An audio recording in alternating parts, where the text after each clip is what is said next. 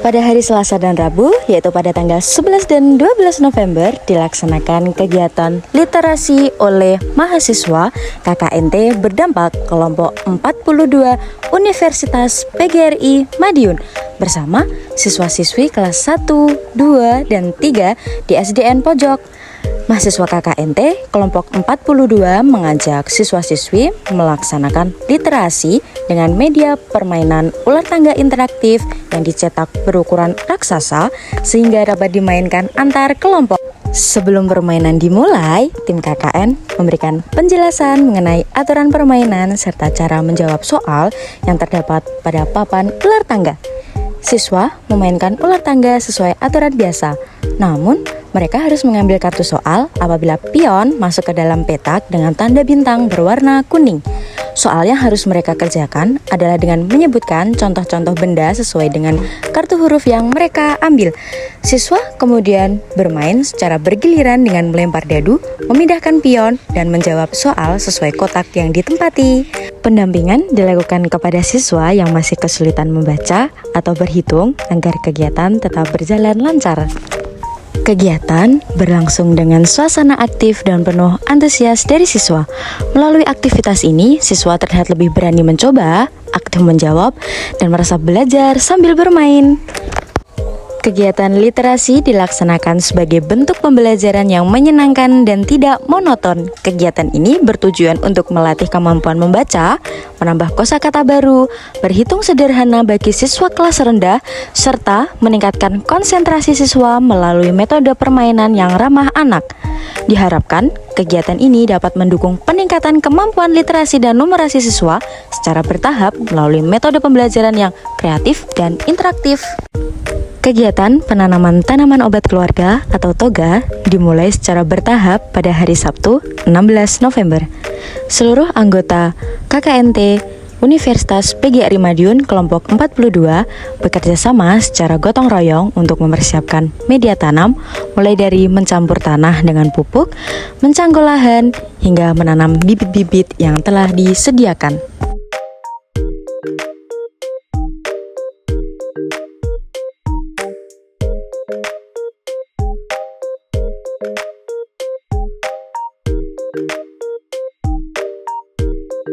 Pada tahap awal, tanaman ditanam di dalam polybag karena proses budidaya toga memerlukan waktu yang cukup panjang dan perawatan khusus sebelum dipindahkan ke lahan yang lebih luas.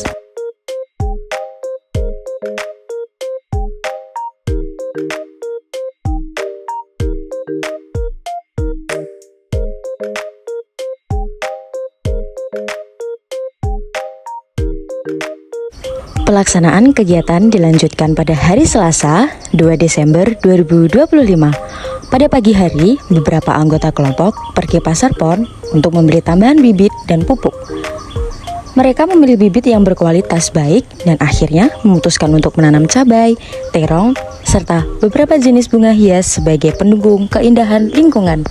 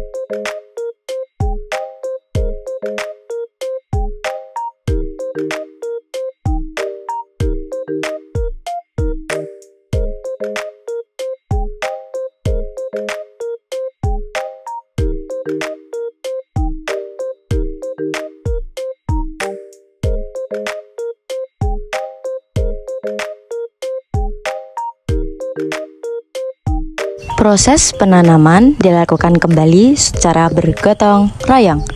Beberapa anggota mencangkul dan mengolah tanah, sebagian lainnya mencabuti rumput liar, menanam bibit baru, serta mengganti tanaman yang tidak tumbuh dengan sempurna.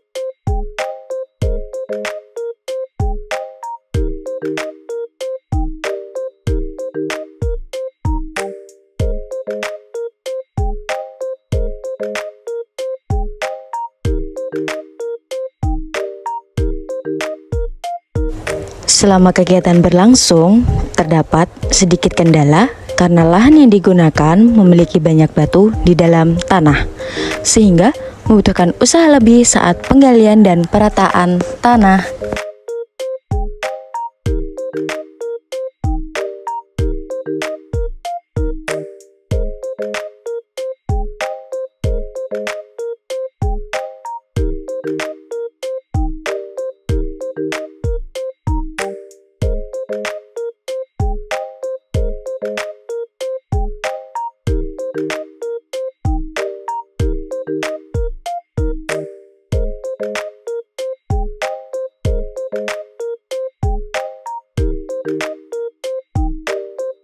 Meskipun demikian, kegiatan penanaman toga dapat terselesaikan dengan baik.